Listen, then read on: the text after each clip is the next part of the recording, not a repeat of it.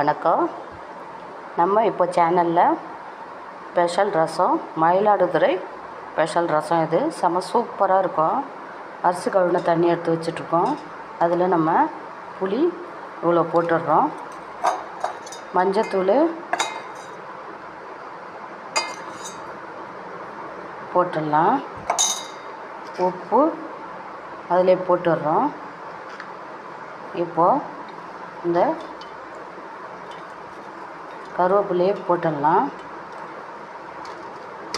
கொத்தமல்லி போட்டுடுறோம்.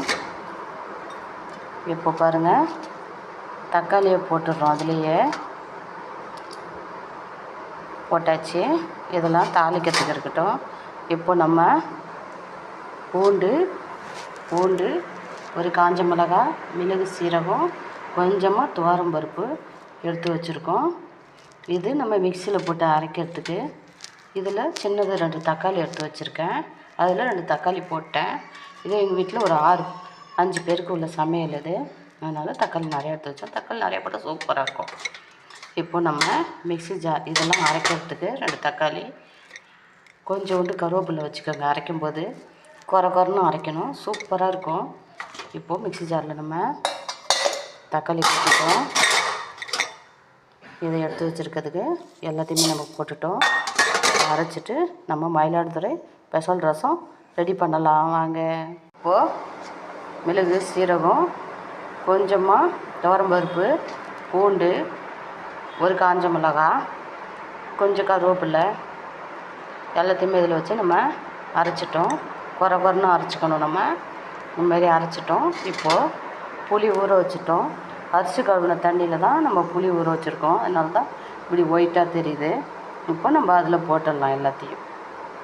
சூப்பராக இருக்கும் இந்த ரசம். இப்போ நல்லா கையால் நல்லா இப்படி புளி எல்லாத்தையும் சேர்த்து, நீங்கள் புளி எடுக்க வேணாம், வெளியில் கரைச்சிட்டு அது இருக்க இன்னும் டேஸ்ட்டாக இருக்கும். அதில் இந்த ரசம் செம்ம டேஸ்ட்டாக இருக்கும். உடம்பு முடியலையா, இல்லை நிறையா பேர் விருந்தாடி வந்திருக்காங்களா, அப்போல்லாம் இது வச்சோம்னா நம்ம குழம்புக்க விட இதை எடுத்துப்பாங்க எல்லாருமே. அந்த அளவுக்கு டேஸ்ட் இருக்கும். இதில் நம்ம இதேமாரி செய்யணும். இந்த மாதிரி போட்டு எல்லாத்தையும் நம்ம நல்லா கையால் இப்படி செஞ்சிட்டோம்னா நல்லா வாசனையாக கருவேப்பிலை, கொத்தமல்லி இருக்குது பாருங்கள் இதில். இப்போ இதுமாரி செஞ்சுட்டு நம்ம தாளிக்கலாம். இது சூப்பர் ரசம். இது மயிலாடுதுறை ஸ்பெஷல் ரசம். இது துவரம்பருப்பு இதில் கொஞ்சம் போட்டுக்கணும், அப்போ தான் டேஸ்ட் இருக்கும்.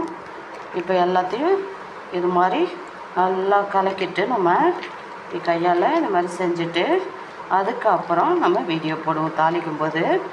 வேறு எதுவுமே இதுக்கு தேவையில்லை. ரசத்துக்கு அரிசி கழுவிட்டு ஒரு தண்ணி கீழே ஊற்றிட்டு அடுத்த கழுவுற தண்ணியில் இந்தமாரி எடுத்து வச்சுக்கணும். சூப்பராக இருக்கும். இது மயிலாடுதுறை ஸ்பெஷல் ரசம். திரும்ப நான் சொல்கிறேன், நல்லாயிருக்கும். இப்போது நம்ம எடுத்து வச்சுருக்கிற கடுகு, உளுத்தம்பருப்பை கொட்டிக்கலாம். உளுத்தம்பருப்பு எண்ணெய் கடாயில் வச்சுட்டோம். கடுகு, உளுத்தம்பருப்பை கொட்டிட்டோம். உளுத்தம்பருப்பு நம்ம எதில் கலந்தாலும் டேஸ்ட்டு சூப்பராக இருக்கும். இப்போ உளுத்தம்பருப்பு செவக்கட்டும். இப்போ காஞ்சிச்சு பாருங்கள். இப்போது பச்சை மிளகா போட்டுக்கலாம். இல்லை ஒரு கருவேப்பிலை அப்படியே போட்டுக்கலாம். கொத்தா போட்டிருக்கோம் பாருங்கள், சூப்பராக இருக்கும்.